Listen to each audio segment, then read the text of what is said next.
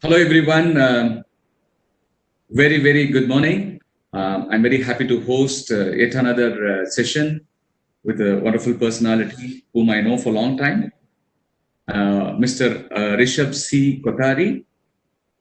He's an entrepreneur by profession and heartfulness meditation trainer by passion.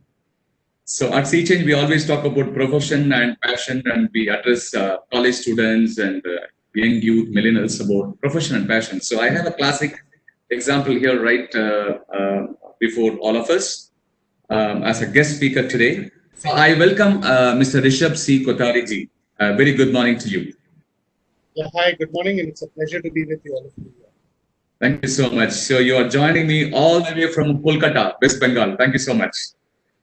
And thanks to technology, we are able to connect to various guest speakers from all over the world. I'd like to start this session with a brief introduction about Mr. Rishabh C. Kothari. Mr. Rishabh C. Kothari is a CEO of CKC Group, CKC Fragrances, a leading manufacturer of fragrances for industrial applications. His craft is an interesting mix of science and creativity, which extends to his interest and personality as well. He's a very active and active in social as well as industry bodies, which is very interesting.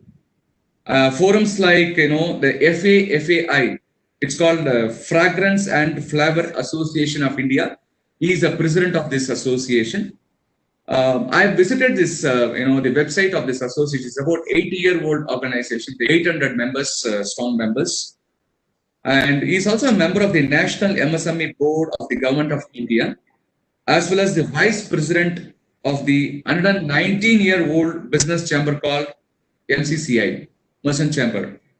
So this is about his social involvement. He often writes and contributes to various publications and periodicals. He's also the editor of a perfumery journal because he's from a fragrance field. So he writes a lot. I used to read his articles in various publications as well. So as we go along in the conversation, we will be able to cull out more and more information about him. He widely read and traveled person. Mr. Rishabh owns personal development journey was initiated by joining the Heartfulness movement. Heartfulness meditation is a unique combination of the scientific and the esoteric, which he not only subscribes to, but is also an ardent proponent of teaching people how to meditate and contribute to the Heartfulness organization in various capacities. We will come about it as we go along in the conversation. Mr. Rishabh has 2 children and lives with his family in Kolkata. This is about the personal background of Mr. Rishabh. And I have structured this conversation, Mr. Rishabh, in 3 parts.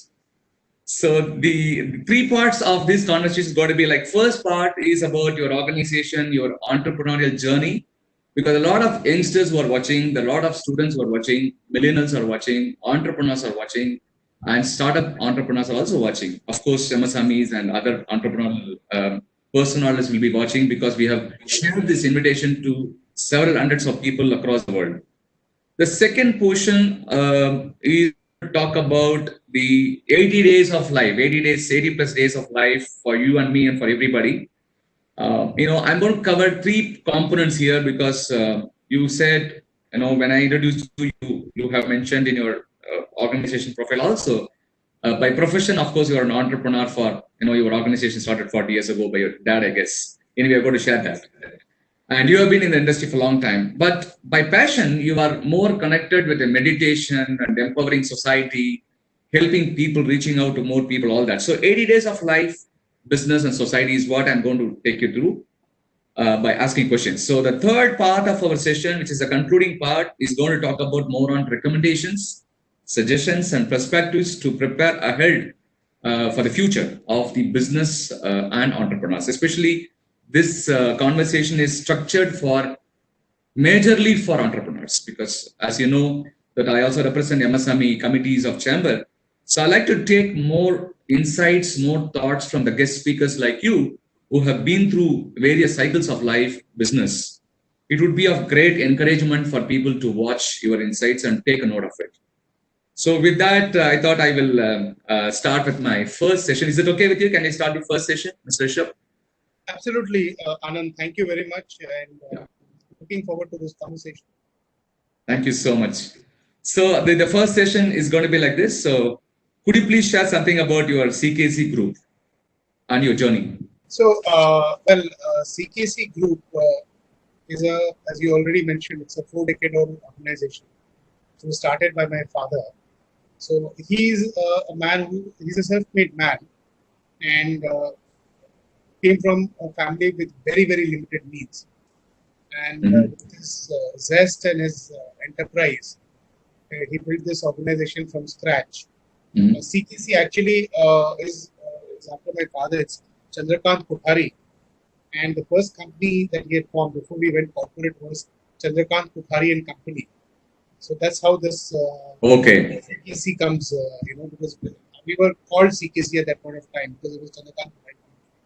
And of course, subsequently we went corporate and went corporate limited company and things like that. But the name stuck with us. So that is how this branding came about. So it's a one man's determination story of with very, very limited means what you can do. When my father came to Calcutta from Gujarat as a child, he was 6 or 7 years old, and he was staying with relatives, and his eldest brother literally brought him up as a son, and they were also working with somebody else and living. And he started off. Even before he even joined school, college, he had to do part-time work to support the family. It's not because if you're there, you're expected to do things. Of course, his eldest brother is like a father figure for him, and really took great care of him. So it's one man's story of determination and grit. Excellent. For my family, for me, I've never had to see struggle ever since I was born. I know for sure that he went through a lot of struggles. So it is he started off with trading in various aroma components. So you see, when you talk about fragrances, a fragrance is essentially a mixture or a blend of various ingredients, both natural as well as synthetic. So it's a blend. It's an art and a science both. It's a very specialized craft, making fragrances. So we were working with various multinational Indian companies to trade and supply those ingredients. And when I joined the business, he was very keen I take it forward. And this was, even as a child, I used to go to my office and used to smell, and it is a very fascinating craft. So it was for me a very interesting, and I knew this was my passion. And so I went abroad, I learned perfumery. And when I got back, we started manufacturing these fragrances. And a little bit of hard work, a little bit of luck, and a little bit of God's grace. I think it's a combination of everything which brings us where we are today. Beautiful. It's really interesting because I've gone through your website also, CKC Group. You spread aroma, you spread fragrance everywhere. I know that when I even get to, you always smile and you share a lot of joyous, the celebrative kind of a mood always you have, and that's really kind of positivity which is required in current scenario also, for all of us. Whenever we make a phone call today, people, all of us are really kind of course, the situation is pretty bad, but somebody makes a little smile, makes organization not only spread fragrance, but also a lot of smile through you. So I've been through your website. I found very quite, this is for the benefit of the entrepreneurs, especially the budding entrepreneurs, aspiring entrepreneurs. I could see a lot of products you have, like for example, you have personal care products. And I guess this is also connected to today's world because a lot of sanitizers and people sell a lot of products. And then you have home care products, you have fabric care products, you have incense sticks, candles and hair freshness, you have aerosol and fine fragrance, you have mouth freshness, tobacco products, oriental and Arabic fragrances. There's so many product range you have. I never thought, fragrance has much variety. So could you please throw some light for the budding entrepreneurs, aspiring entrepreneurs to even catch a few things from you? So see, basically any product which uses fragrance. So fragrance is a part of your life. You may not even realize it at times. It is a part of our life from the moment we wake up. So you see, when we get up in the morning, fragrance is inherently a part of our life. By the time you get up and you open your toothpaste, and the flavor that is used in your toothpaste to as we go along the day, from your shampoo to your soap to any other personal cleaning or care product that you use, the talcum powder, the deodorant, subsequently anything else that we're using all day. So you see, fragrance is inherently a part of our life, from the first activity that you do in the morning to perhaps the end of the day, where today even condoms are flavored and fragranced, right? So it's a inherent part of your life. And I think any product which is related to human consumption and day-to-day habits has a huge potential. So for all the entrepreneurs who are listening to this, I think there is a lot of potential. And for example, this pandemic has shown us that personal hygiene, personal cleanliness, or any such product has a huge market share. As social consciousness increases, as lifestyles get upgraded, personal products, personal care products, consumption products are in for exponential growth. So anything that an individual consumes on a day-to-day basis, there will always be a market.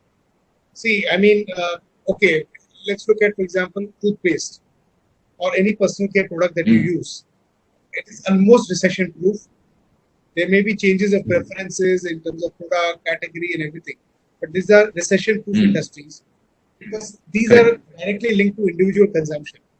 And the scope of cutting down consumption is also very limited in an individual over a period of time.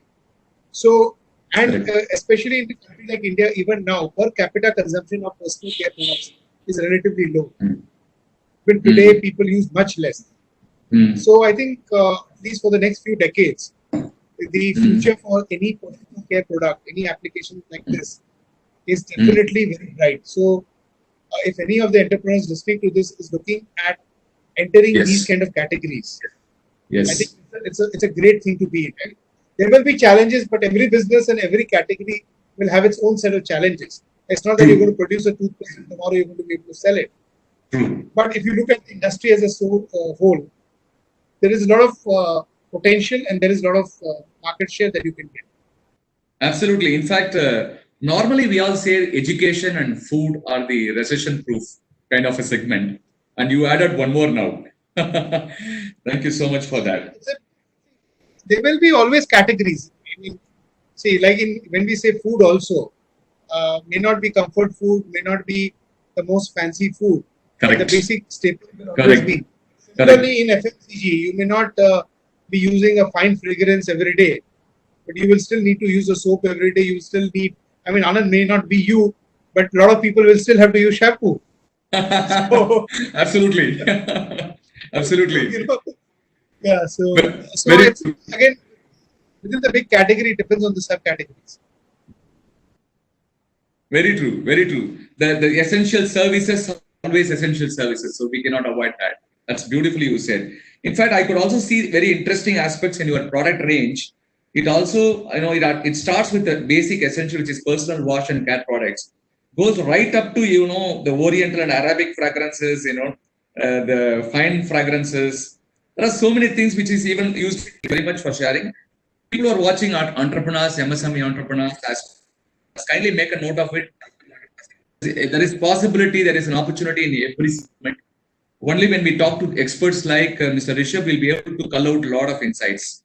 So thank you, Mr. Rishabh, on these insights. So let me now move on to the second portion of your first segment, which is the second portion is about your social involvement with FAFAI. You are the president of Fragrance and Flavours Association of India. And also you are actively participating in MSME and the Merchant Chamber, MCCI. So could you please throw some light on that, your involvement? So you see, I think as individuals and in every aspect of our life, we are getting so much from the environment around us. As individuals, as members of society, and that also includes our professional lives. Yes. So whether we are entrepreneurs, whether we have businesses to run, or whether we have a professional capacity in various functions. It is incumbent on us to give back to society something that we take. And that is the philosophy which kind of drives me in my involvement with these bodies. Whatever I am today professionally is because of this fragrance industry that we have. Then we have an apex organization called FAFAI. It's close to 80 years old, as you already mentioned, this organization.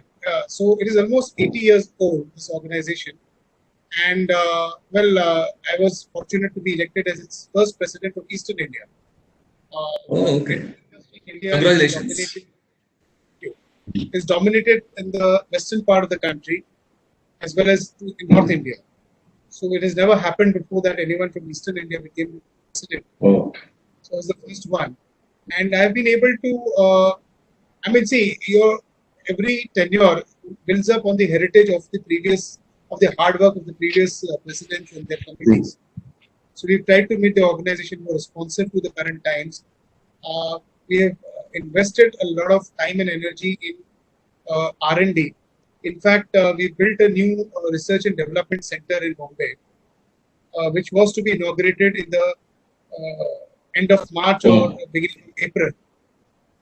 We have invested close to ₹1 crore in that R&D facility for our members, where R&D and quality analysis as well as some kind of a classroom environment can be built. So that has been one big step that we have taken in terms of trying to make the organization more responsive to the needs of its members. Excellent. We've invested a lot to ensure that we are hitting the to protect consumer interest, and we have now almost on the verge of finalizing a list of safe ingredients which can be used in fragrances and flavors. We are working very actively with government organizations, with BIS, to create an Indian standard, because we do not want an international standard being imposed in India, which has literally bearing on India. See, every economy, every race has its own challenges, and it has its own immunity, it has its own preferences. India is blessed with a huge variety of flora and fauna, which is not available in large parts of the world. So we've invested a lot of time and energy in creating these Indian standards, and I'm hopeful that maybe in the next few days, we will be able to release the first version of this. So we've tried to make the organization more responsive. The pandemic, we've had a big number of webinars. We've tried to have meetings with policymakers. We had the MSME minister address all our members and interact with them. So a whole lot of activities are happening. So that's about FAFAI, that what you can do. And we also have, for example, we had planned a very large international convention in the month of January 2021. I see. In Calcutta, with a focus on Asia, in fact. Okay. Where we were expecting at least 300 to 400 international delegates to come. Oh. It have been perhaps one of the biggest of its kind convention worldwide. Now, of course, with the changing scenario, we do not know whether we can host it in January 21, but it will happen as and when the scenario becomes more conducive. So FAFAI is a very dynamic organization, and we've been able to move things forward also substantially. So that's about it. And that's fantastic, really. In fact, I've gone through some of your online meetings, like, for example, with the MSME Minister Nitin Gadkari ji's live session with your association. And quite a lot of ideas, quite a lot of insights you talked about your organization, FAFAI. So even in what I was mentioning to some of the viewers who are watching this, that the question what I asked you previously is this particular industry. Have you reached out outside of your place? It's there across the country, or it is there only in few states it's available? So how do we take it forward? Yeah. So as I was saying, the Fragrance and Flavor Association of India, of FAFAI. So the headquarters is in Bombay. In fact, we have a nice, beautiful office in central Mumbai, and now we are coming up with a R&D center in Navi Mumbai, which was to be inaugurated in the month of March or April, end of March. But of course, things have changed. but we have members all over the country. Of course, the largest concentration is in Western India, in Maharashtra and Gujarat, and in North India, especially the NCR region, and so you have UP, Noida, or Gurgaon. But we have members all over the country. We have a large membership also down south. There are members Mm-hmm. in Tamil Nadu, especially Chennai area. I see. There is, there is membership in Bangalore also, around the Bangalore area. All are Mm-hmm. spice manufacturers. People who are Mm-hmm. in manufacturing or distilling or trading in spice oils. They are in the Kerala region. So I think it's Mm-hmm. even, I have myself in Eastern India, there are around 50, 60 members in Eastern India. We have Mm-hmm. members all the way up to the Northeast. So I will Mm-hmm. not say it's evenly spread out, but I think we have practically covered every state in the country Okay. with activities happening. So we have Mm-hmm. regional gatherings happening in every part of the country.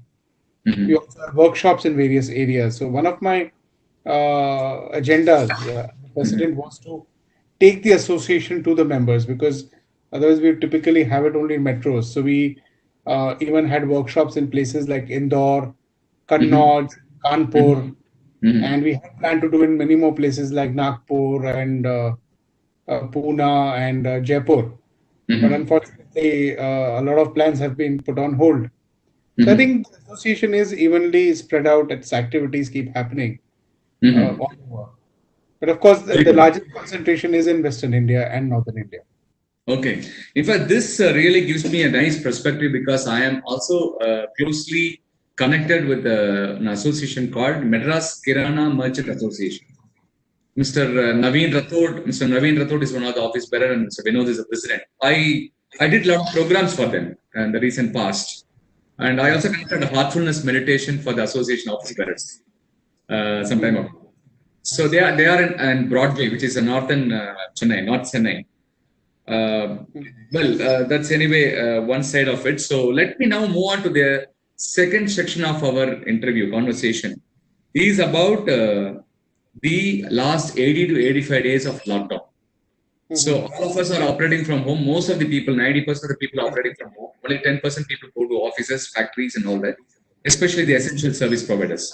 So I just want to ask you this question because I know you as a handle multiple portfolios in your life, not only just business, but also you are so connected with the social life, spiritual life, empowering people, all that. And I also could see you are almost every day you are conducting a webinar in terms of as a guest. You are attending so many colleges, institutions through the online technologies. I want to just ask you this question: how the whole 90 days, 85 to 90 days have gone through for you and going through for you in terms of your life, in terms of your business, in terms of your social life? So it has been a very interesting 90 days, because a different facet has come across. We've never had the opportunity, or even, I mean, I cannot imagine staying at home for 90 days. I don't remember staying at home for 9 days also at a stretch. I mean, even if you're unwell, it's a couple of days and you're back to work or whatever. To even stay at home, literally, lockdown for 9 days, I cannot imagine. And we've been operating out of the house. My business, my industry has been functioning partly because fragrances are extension of the essential commodities, because you need them for cleaning products, for hand sanitizers, and Yeah. things like that. So we did some. Our factory, our unit was open for some time to do some things, but there were a lot of challenges. There are logistic challenges. There are challenges with respect to manpower and everything. So it has been more of a just servicing our customers rather than trying to do business more than anything else. Mm-hmm. So last 90 days, of course, as you mentioned, have been so a lot of time has been spent Absolutely. doing a lot of back end work for work. We have had team meetings during normal times. There are certain things you just Mm-hmm. take for granted. For example, presentations. So we've been able to sit down, talk to our team, say, okay, now you take your time, you have the time. It's not like you just tell someone today that I need this Correct. presentation by tomorrow, and they just stitch something from here and there and put it. So a lot of fine tuning work, back end Correct. work, cleanup work, planning work has happened. And Mm-hmm. personally, it has been extremely Mm-hmm. busy for me, because Mm-hmm. suddenly we had amongst the pandemic, we had an epidemic, and that epidemic was webinars. So, so we had so we had a huge number of them. We were from our chamber, from our association, we were organizing a lot of webinars and hosting guests and things like that. And I was also myself uh, participating in a lot of these. Some of these were related to business and industry in general. Uh, I have also had the opportunity of interacting with a large number of students about how to deal with stress and the challenges of the modern pandemic situation. Also conduct heartfulness meditation sessions. We've also done that for several business organizations as well as individual businesses. So we've had businesses get their leadership team or set of employees to discuss with them how to deal with this whole pandemic. I think the pandemic has given people a very different perspective of life. Suddenly, people have realized that they need to realign their priorities, reassess how they're living.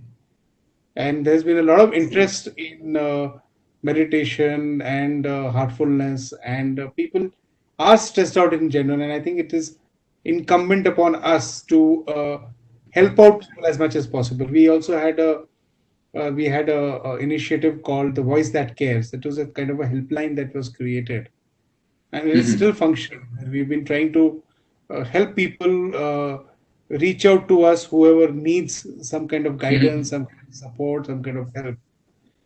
So it's been a very busy, personally, if you can ask me, I have been as busy or perhaps busier than usual in the last 90 days, but it has been a good experience. Experience of introspection, of doing my meditation practice more intensely, helping people meditate, meditating with them, doing sessions. So it has been an eventful and a very interesting period. And fortunately, I think I've been able to use it productively. Absolutely.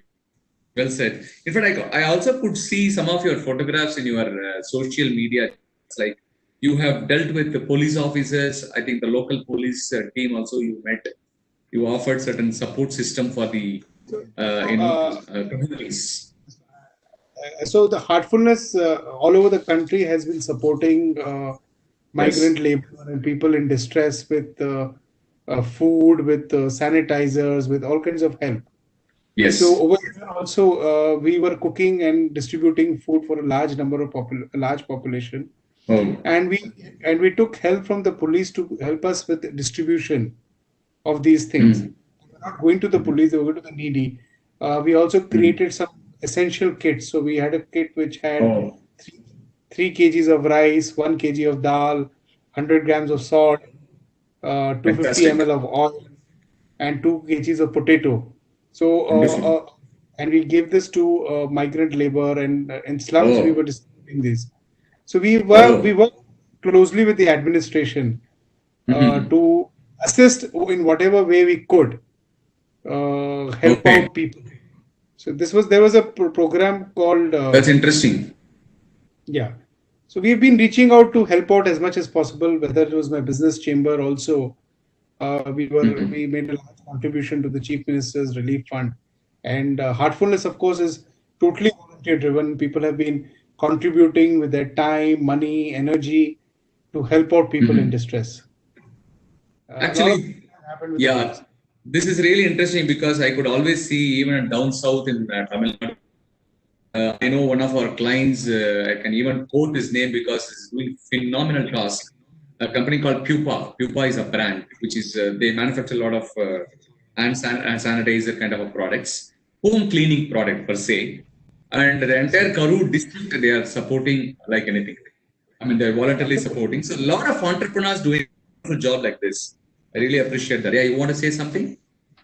No, I think, yes, I think, I mean, everywhere across the country, people from all walks of life, individual, corporates, organizations have, lived up to the occasion and lent a helping hand in whatever way possible. I think there is no comparison, but, and this is not a competition who's doing what, but people have come forward and done a lot of very good work. Correct. Definitely. Correct. There are silent warriors everywhere. Yes. With this, I will move on to the another question on the second section, which is about purely about business. So, since this session is all about talking to entrepreneurs and taking message to entrepreneurs, I ask this question to you.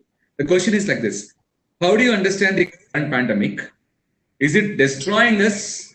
I mean, entrepreneurial community in every way, or is it a course correction which is happening in a larger context? How do you really look at this?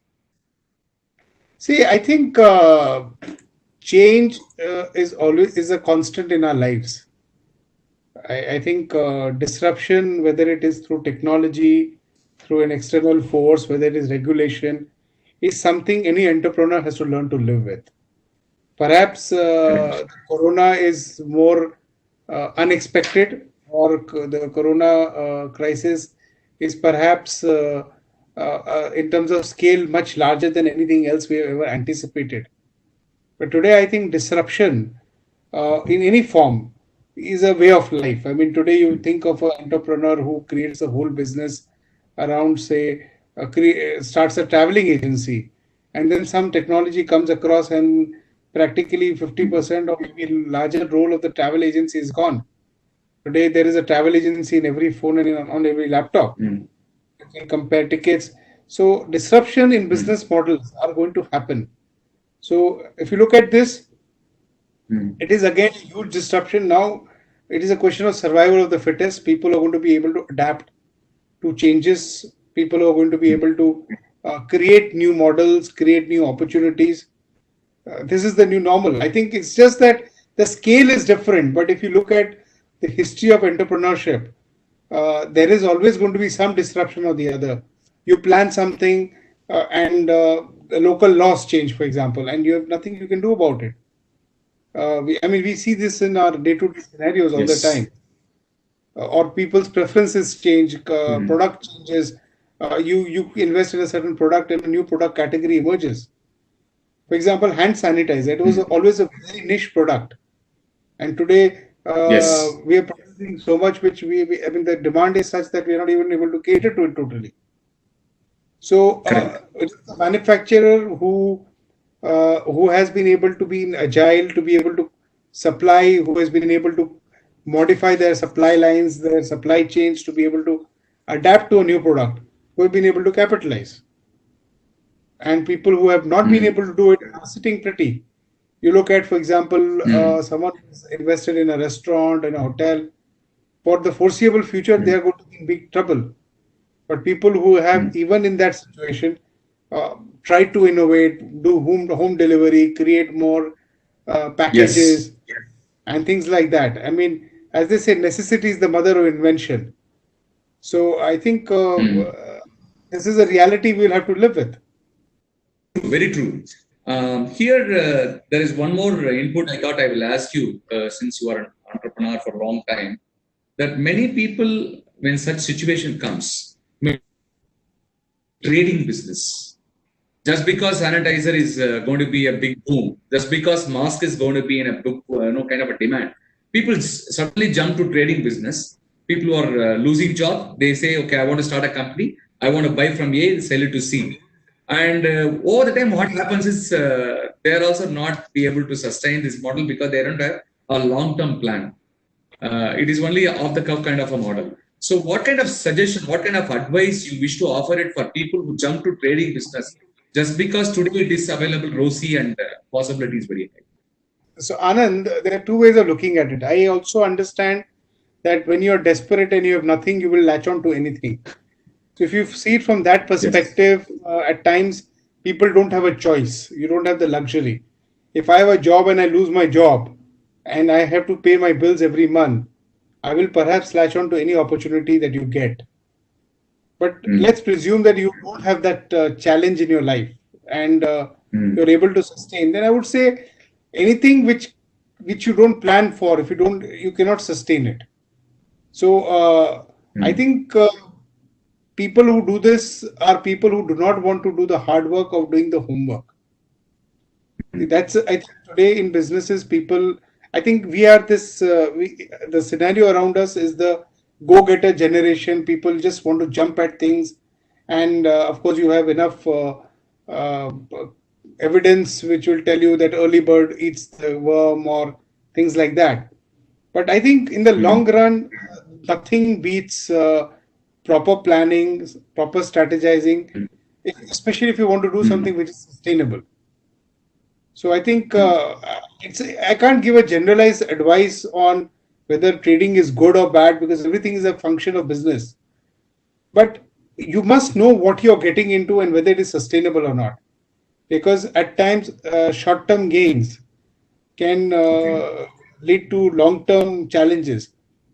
I know for sure, for example, I remember when earlier Canton Fair used to happen in China, and entrepreneurs or businessmen Yeah. would go for the first time, and you have your calculator in your pocket and you think, oh, this is so cheap, and oh, this is so cheap. I've seen this kind of scenarios personally, and you get a mixed container load of stuff thinking, oh, this is selling at X amount and I'm getting it at Correct. X, let's say even 50%. I should easily be able to sell it. But you see, sales need marketing. It needs a whole sales structure. You need after sales. A whole lot of things are involved. It's not just getting some stuff and just dumping it in the market. There is a whole cycle to it, and then there is an afterlife also of the product. You need to have a servicing mechanism. Correct. I know a lot of people. I personally know at least 3 companies which went to China and imported mobile phones, thinking they are so cheap they'll be able to make a killing, over here. But they could not create an after-sales service network. I mean, the whole thing broke because they never had a network. So I think there is Correct. so I mean, if you're desperate and you need to do something is one thing, but a person needs to be circumspect about what he is doing and have some plan, Absolutely. because when you're putting in all that effort, the first thing we should know is this sustainable or not? Is it just a one-off activity, or am I going to be able to make something out of it? Because effort is the same. That's a beautiful reply because you said low hanging fruit. Yes, it all depends on the individual's situation, family situation, financial situation, business situation. So you nicely said you are not saying either don't do it or you agree to it, but you always say, okay, it's only all about the situation of the person. So that shows the empathy towards somebody, who are in distress, have to be calculative in terms of taking decisions. That's good response I received from you. So I'll move on to the next question on this same subject, which is about the government schemes. You are also part of MSME national level. So would you be able to share your thought process on the government schemes with respect to MSMEs? See, I think there are 2 aspects to any government scheme. One is the intent, and the second is the implementation. As they say, the devil is in the detail. So it's not only about Atmanirbhar scheme today, but if you look at historically all kinds of schemes that the government comes up with, you yourself are involved with a lot of MSME activities. You know that in at best the implementation has been pretty tardy Yes. of any of these things. On paper, Correct. for example, MSMEs are supposed to receive collateral-free loans up to 1 crore, but it's very rare Collateral free loan. Yes. that somebody gets it because the bank ensures that they use some excuse or the other to deny you that. So I think the same challenge is likely to happen with the Atmanirbhar scheme that the government has announced. The intent is there. They have made a lot of effort to ease out liquidity. Now, was it enough? Is it enough? Could more be done? Can more be done? These are all speculative figures or speculative discussions, because I would say even if they're able to actually implement what has been announced, even that is a big achievement. But I have seen even in our chamber now people are coming back saying government said that your existing drawing power you will get 20% loans immediately, or it's like an Yes. automatic Working capital. Yes. Yes. working capital loans based Yes. on your drawing power. But banks are using various excuses not to give it to you.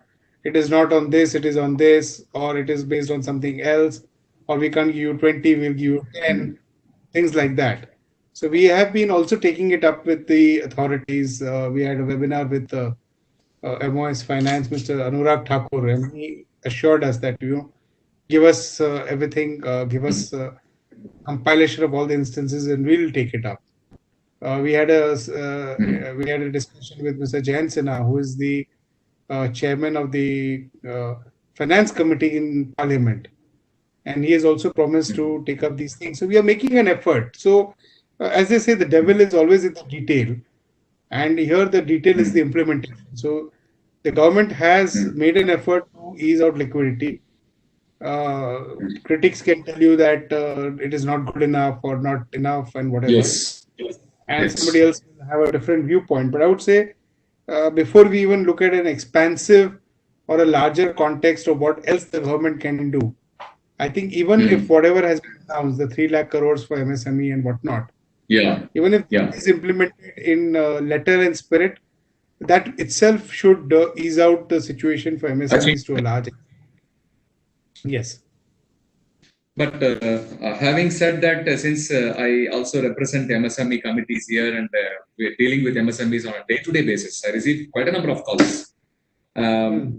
Let's critically analyze. Of course, you already said it nicely, but still I would like to go a little deeper into this process.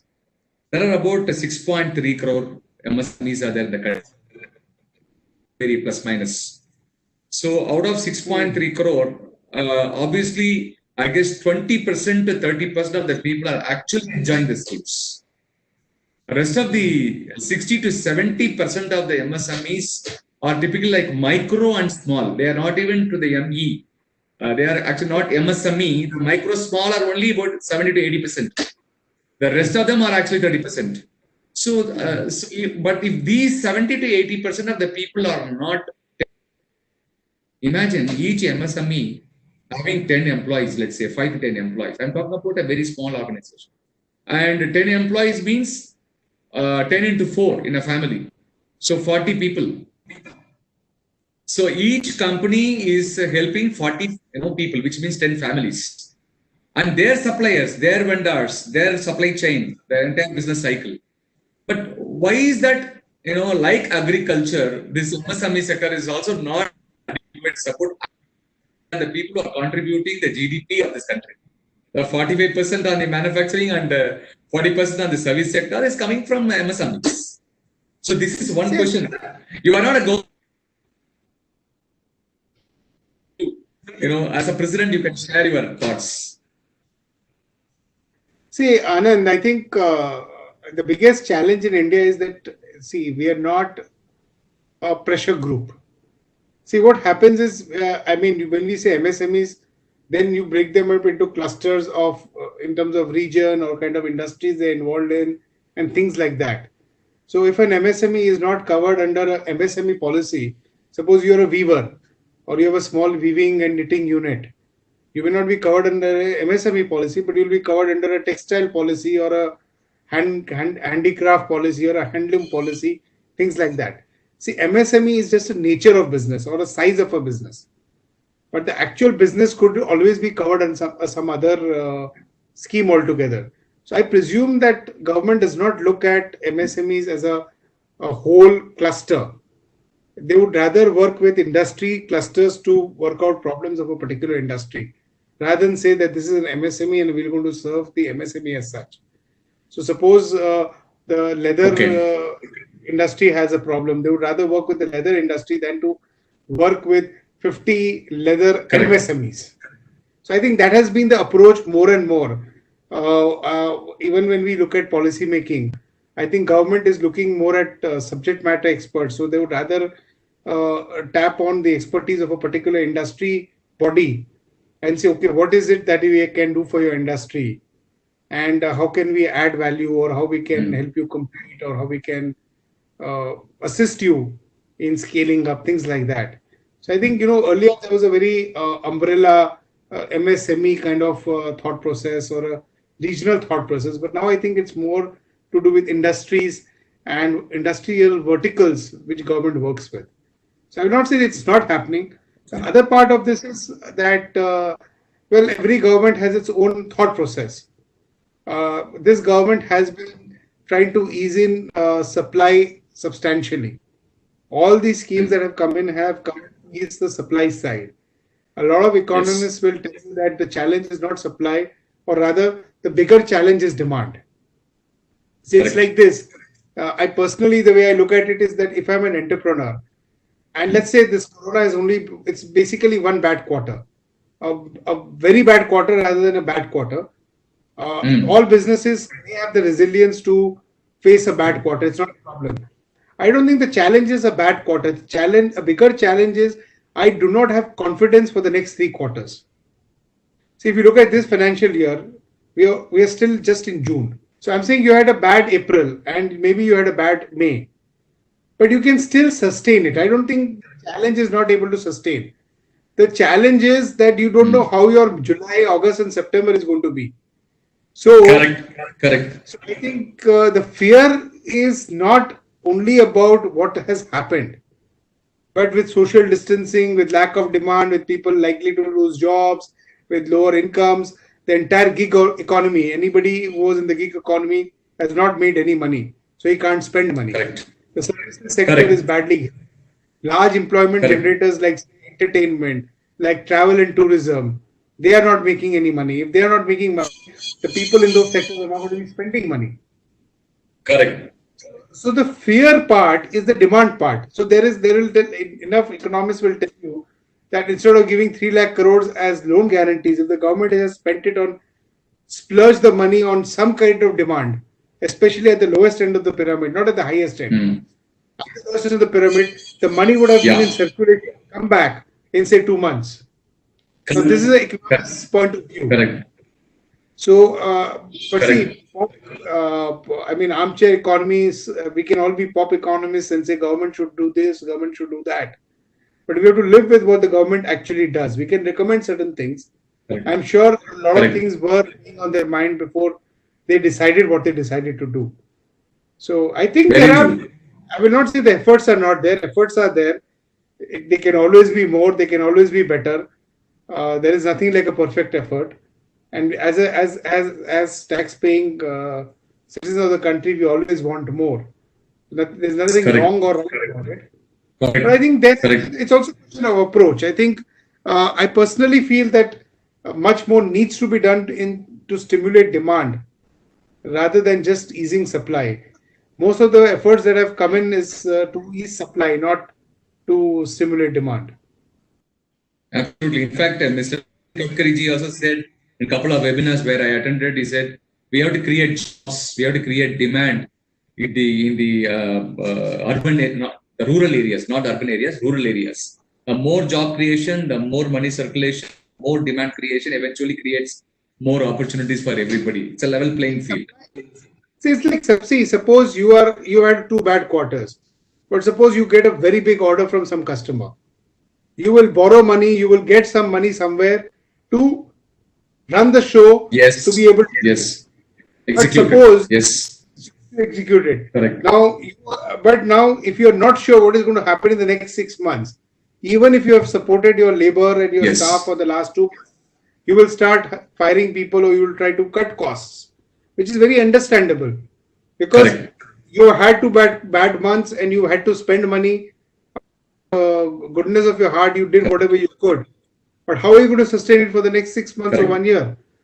We all know Corona is not going to go away in a rush. We are looking at least, Correct. even if there is a vaccine and a cure, we are looking at a 12 to 24 month horizon. So today you have to plan Yes. 12 to 24 months. You don't have a choice.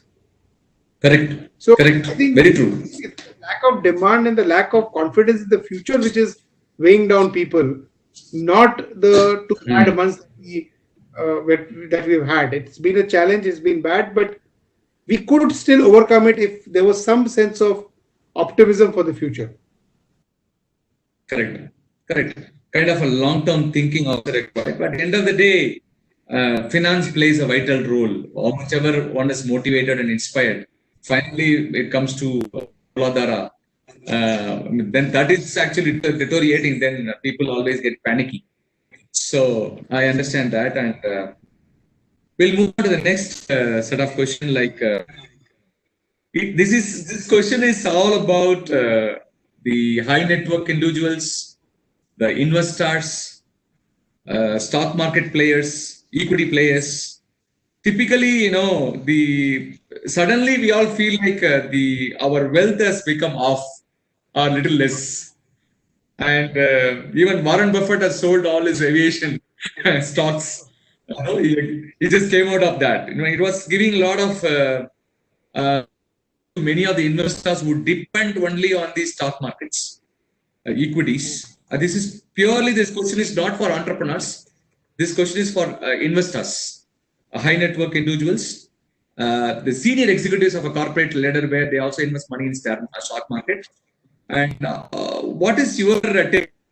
Equities, Sensex, Nifty. No, well, I don't know. Personally, right now the Sensex is going up and it doesn't make sense to me at all, personally. I think we should be in a wait and watch mode because we do not know how long this crisis is going to continue and what is the eventual effect on individual balance sheets. See, equities is all about future earnings. You're betting on a future earning of a company, either in terms of returns, in terms of dividends, or in terms of capital growth. So you're betting on the future. I'm happy to see that people are betting on the future and they're optimistic. But I would, at the moment, say we need to be cautious because I don't think the entire story is still played out. Mm-hmm. See, right now, perhaps a lot of money is coming in from foreign equity funds and, a lot of money chasing too few stocks. And of course, the Sensex goes up and things like that happens. Even today, I think it went up by 800 points. But in the long run, I think some rationality is required. See, fundamentals of the Indian market are believed to be good because you have a large consuming population. So a baseline demand is always going to be there in the country, simply because your population is pretty large. So depending on the industry to industry, some industries are always going to do well, and there is going to be robust demand. And if they play their cards right, they will be able to, if not profit from the pandemic, they should at least be able to ride out the rough seas as far as the pandemic is concerned. But you really cannot say the same thing for all industries. So I think some kind of caution, some kind of wait and watch is required. Because definitely some categories of stocks, you mentioned airlines, for example. If someone as smart as Warren Buffett has gotten, I think there is no great reason why fools rush in where angels seldom want to go. So I don't see any great reason to rush into those kind of stocks if you're already invested and you have no choice. But I think right now, it was a good time, say 3 months back when the stock markets were at 7,000, 8,000 Nifty levels to do some cherry picking. But the way the position of the Nifty right now, I would say it is better to wait and watch and see where it goes. Whether you're a high net worth individual or whether you're a earning individual or a retired person who banks on this too, nobody likes to lose money, including Mr. Warren Buffett. And nobody has extra money to lose.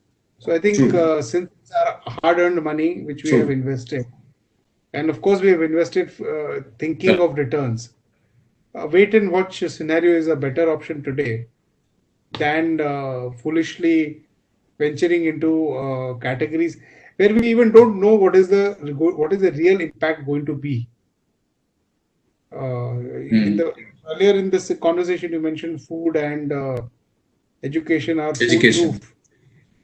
foolproof. So broadly, yes. But apart from that, if you see, and think of it this way: even if education is foolproof, but if you had just invested in a large group of universities making multi-hundred crore campuses, today you will be looking at your balance sheet at a very foolish and feeling very foolish about the huge investments that you have done into physical infrastructure. True. Right. So it's not just about the category because disruption can happen in any category. Correct. which includes products like education and food. I mean, we can look at it a very broad way that, but even within a category, disruption can happen and we don't know what is going to hit you. True, true. Your response is really considered response. I'm very happy about it. So the consolidation and long-term waiting and patience, as we call in meditation, waiting in patience is what I think pretty much required for this query. So I'll move on to now from HNI and the rich class to that this question is about middle class, middle income group as they call it, salaried class. The whole life seems to be bleak. The future is bleak according to them because one, they are not sure of the job security. Suppose people who are in 40s, the middle age crisis as they call, even normal parlance it happens. After 40, 45, somebody will think like, should I continue? Is it okay? This kind of question normally comes up. So current pandemic situation, many people are actually losing jobs. Left, right, and center. America, 40 million jobs have lost. And Uber is sending people out. BlackRock is sending people out. And so much of consolidation happening. So for the middle income group, the question is, the future is absolutely uncertain. Not in words, really in day-to-day life. So what is the take on that? Because you are moving with a lot of people across all spectrum of life in your social life. So how do you look at this? It's a challenge, I think, no doubt. I mean, it's easier to participate in a webinar and give platitudes. But if every night, if I'm sleeping with the fear that I may lose my job tomorrow morning, it's a very real fear, and I can only empathize with that. It's easy to say, you can do this, you can do that, but the challenge and the fear is a very real fear. So I understand, but you're a management consultant, and I remember speaking to a management consultant, and he coined a very interesting phrase for me in that interaction. He said, we were talking about problems and problem solving, and he said, only those problems which you can solve is really your problem. What you cannot solve is an unfortunate fact. And I found that statement very, very powerful because we keep worrying about certain things in our life. About this may happen, and there is tension in the border, or US Treasury is doing something, or Mr. Modi is going to announce something, and there may be another demonetization or something else. Well, Anand, when we talk about the middle class, I can understand. See, it's very easy to talk about solution and platitudes on an online platform or a discussion like this. But if I am going to go to sleep every night with the very real fear tomorrow morning whether I will have a job or not, I can understand that that's a huge challenge, or that's a fear which grips all of us. But what is the solution? I was speaking to a management consultant, and he coined a very interesting phrase. We were talking about problems and problem solving, and he said, this is how he differentiated problems. He said, things which you can solve are problems, or at least they are problems for you. Things which you cannot solve are not your problems. They are unfortunate facts. And I think that has a lot of impact on me. I was very impressed by this. Absolutely. I was really impressed by that he coined, because, it's not because I practice spirituality or I'm a spiritual person or I meditate. But I think the whole idea of acceptance is very important, because if nothing else, it helps us move beyond the immediate optics of whatever we perceive as our problem. Just a couple of days back, I was in an interaction with a group of college students, and we were talking to them, and there was a lot of anxiety amongst them when they didn't even have their graduation ceremonies. They got job offers which they don't know whether they still stand or not, whether the companies will still employ them or not. When will they get their certificates? Will the exams happen or not? And And they said they are very anxious about these things. And I said, fair point. I would also imagine I'm going to be very anxious. And then I asked them a question. You've been at home for the last 2 months. You've been under quarantine or on home, or you've been under lockdown for the last 2 months. How have you spent the last 2 months? What exactly have you done? And people said, I've been cooking, I've been doing this or do that, and most of them have just been sitting worrying about the pandemic and the situation around them. And I said, just imagine how many of us, say 3 months down the line, before earlier or 6 months earlier, would have imagined, I wish I could do ABC activity or I could do XYZ activity. I wish I could do all this if I just only had the time. I have colleges, I have projects, I have so many things happening in my life, and I have no choice. I can't do this. I really, a lot of people used to tell I can't meditate because I have so many deadlines, I have assignments to do and things like that. So in the pandemic, you had the opportunity, you had the time to do certain things. Have you done them? Question. So it's about accepting a situation. So now if you talk about middle class, there is going to be challenges and it is going to be survival of the fittest. So amidst all this, have we even made an effort to say, for example, upgrade our skills? Have we been able to look at newer options? Have we even tried to create a plan B or a plan C for ourselves? If I am to lose my job tomorrow, I'm going to lose my job. Nobody on the planet can help me. And at that point of time, there is no point cursing the government or my boss or my superior manager or some colleague who took away my job. That's going to be a reality of life. So I think acceptance is very important because it perhaps says, okay, I may lose my job. I may have a challenge in my workplace. I may have a salary cut. How do I manage with that? How am I able to reduce my expenses? How do I augment my income? What else can I do? Can I create a plan B? Can I create an opportunity somewhere? Can I make myself indispensable to my organization so that I'm not sad?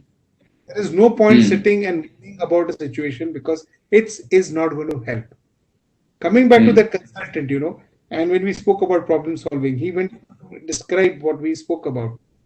This consultant that I'm talking about is a Jewish gentleman called Dr. Ichak Adizes. Okay. A fairly well-known consultant. And he gave this example. We were talking at that point of time, and he said he gave an example of a rain that it is raining and you have to go out for a very important meeting. You have a choice to curse the rain, curse nature, curse everyone else by saying why the hell is it raining? Because I need to go out. And somebody says, what is the problem? He says, Daddy, it is raining. It is my problem. And he says, can you stop the rain from raining? No. So it's not your problem. It is an unfortunate fact. But once you're able to accept the fact that it is raining and I still need to go out, then perhaps you can examine and look at an option. What is going to enable me to go out? I need an umbrella. So my problem, if at all, is whether I have an umbrella or not. Am I prepared with an umbrella when it is going to rain? It is not the rain itself. Absolutely. The coronavirus today is an unfortunate fact. The effects it is going to have in our lives is an unfortunate fact which we cannot change. Correct. But if we accept that yes, life will change, scenarios will change. We may face the axe, or we may face salary cuts, we may face hardships. We may perhaps look at a solution. Otherwise, we'll keep discussing and keep moaning within ourselves. Maybe not in as many words. The situation is so bad, and the government is not helping, and the world is this, and everybody else is. It's very easy to create villains in our lives for ourselves. Correct.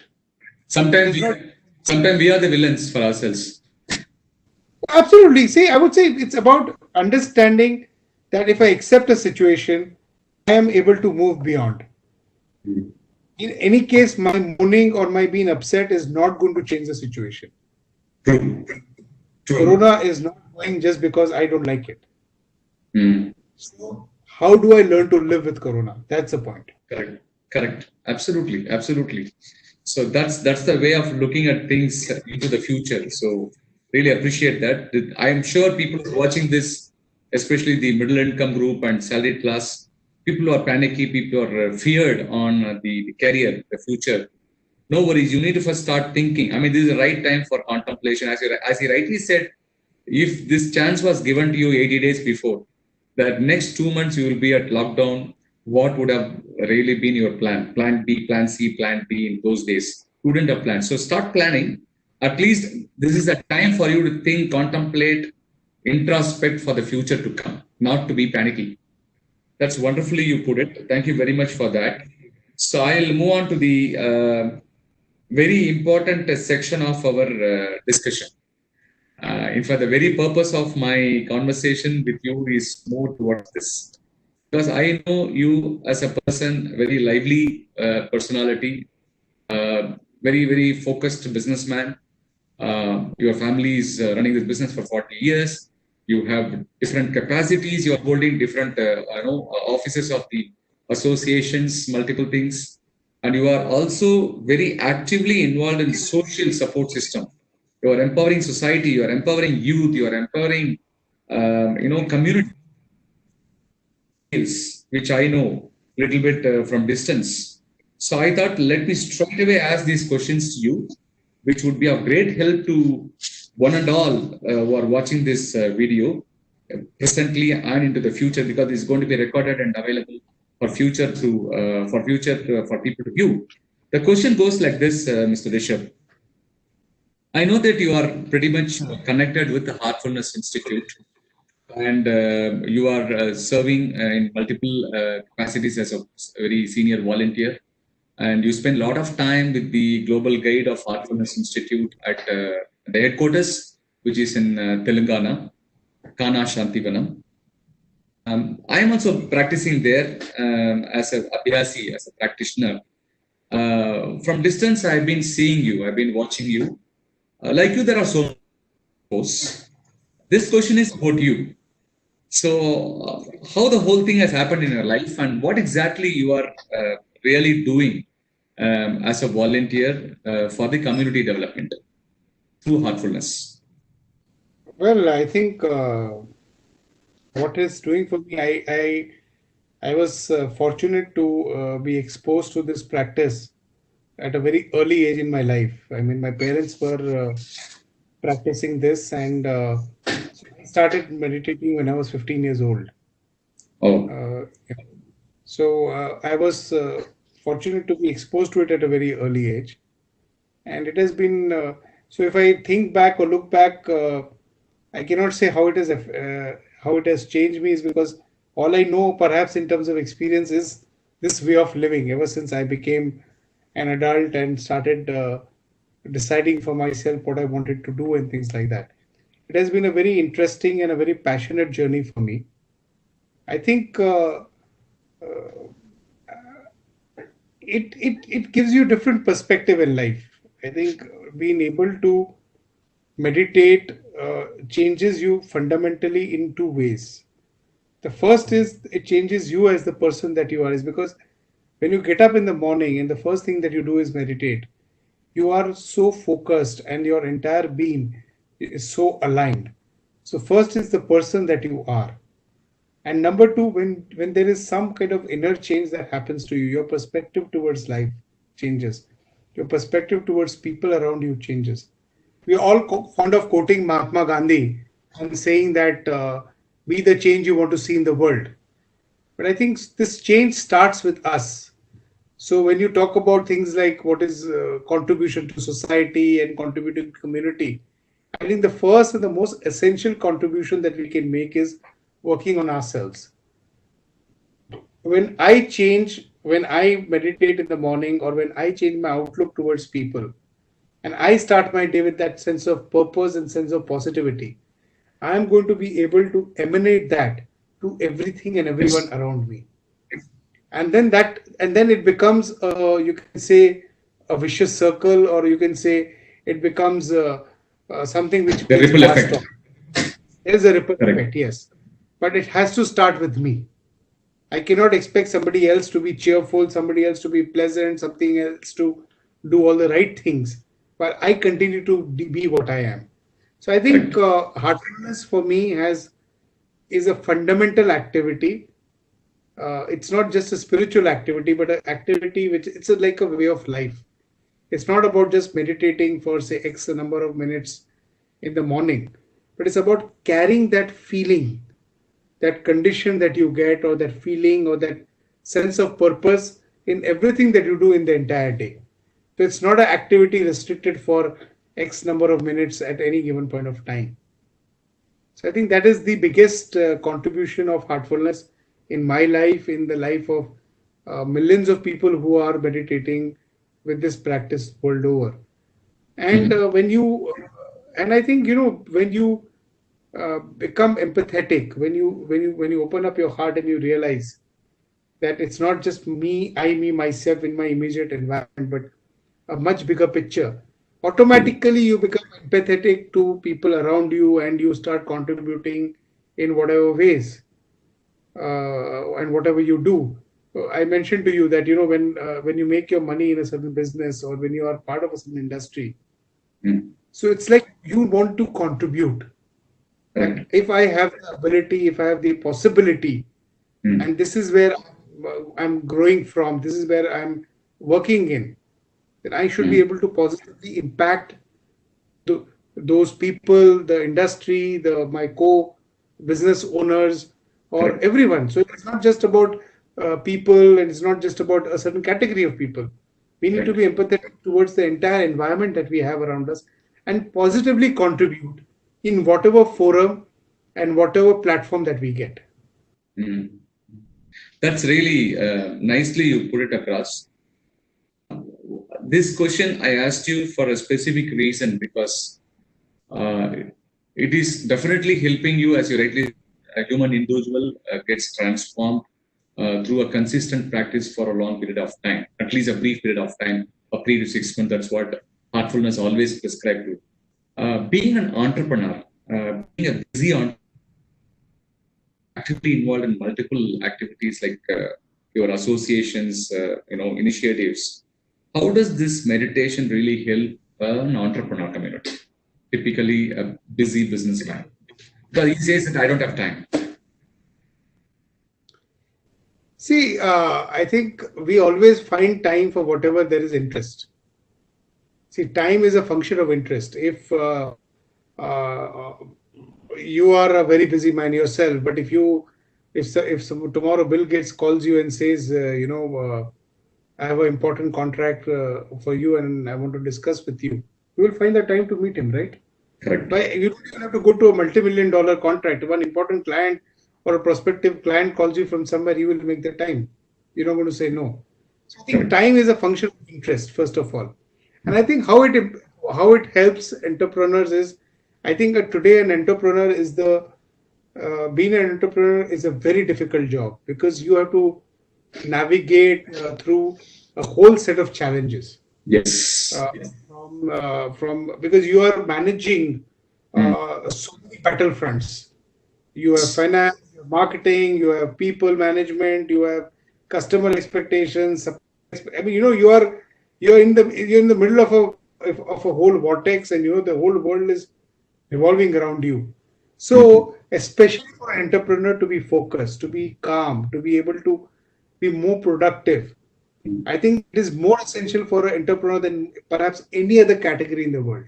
Oh, okay. So, number of challenges that are there in front of an entrepreneur. There is family expectations. There is the weight of so many people's livelihood is on you.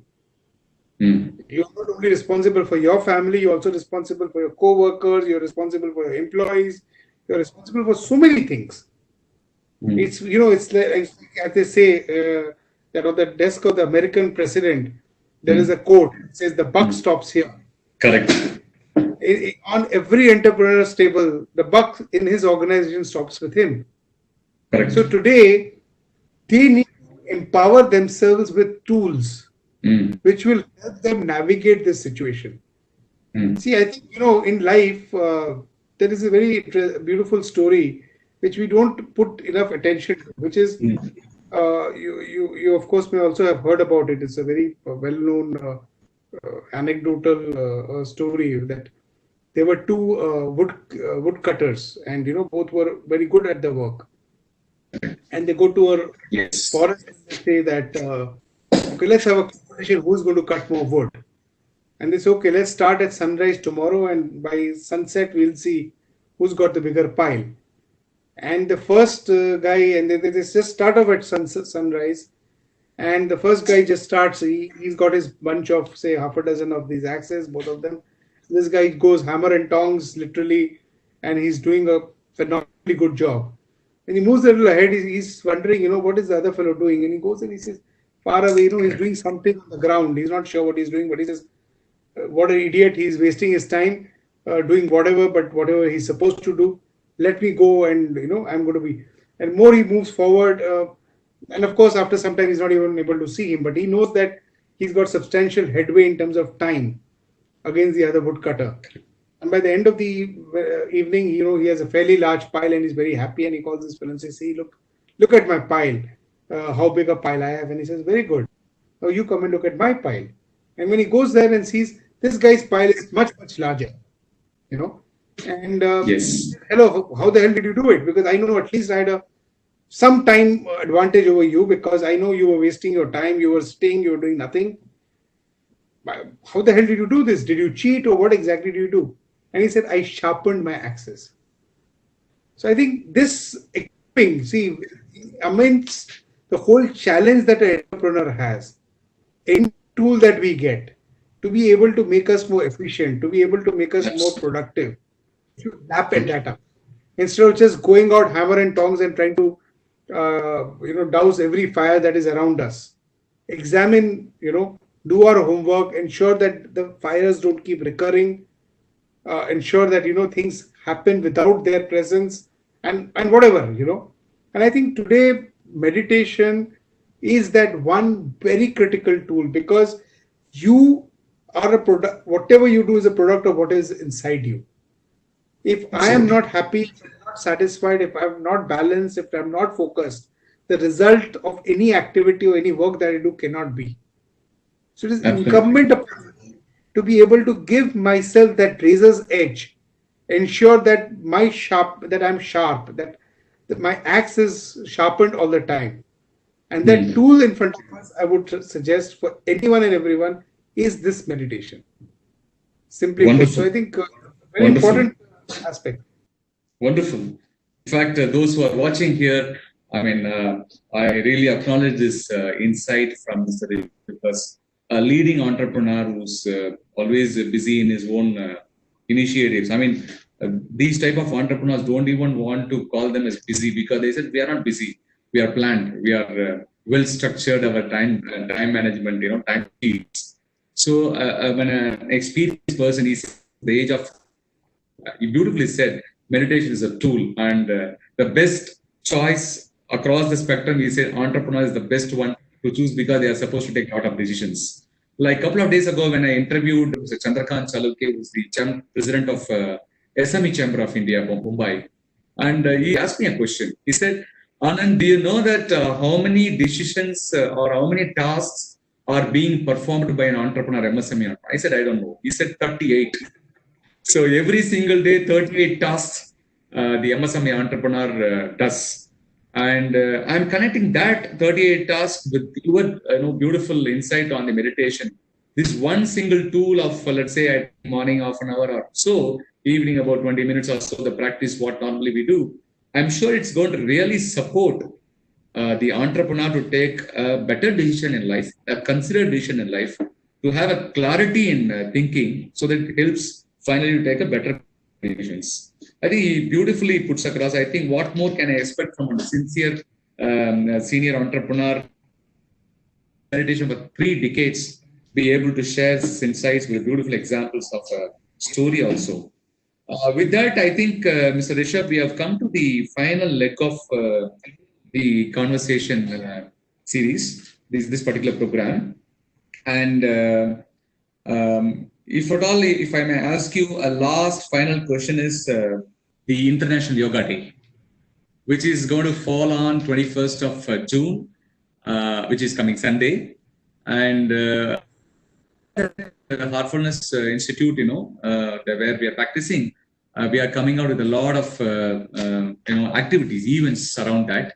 Would you be able to share your thoughts on that, so that it is also an invite for many people who are going to 2 days time to participate?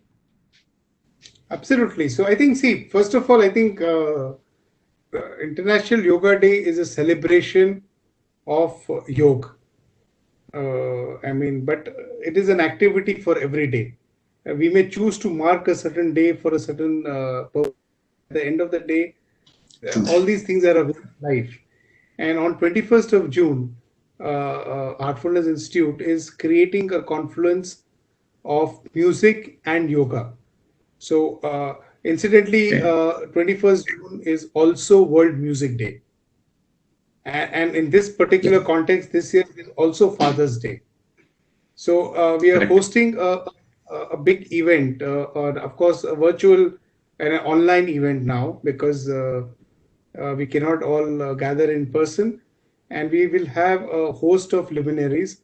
So of course the global guide of the Heartfulness, Daji, will be conducting this entire program, and along with him will be Yog Rishi Ramdev Ji Maharaj, who we all know is one of the biggest proponents of yoga the world over.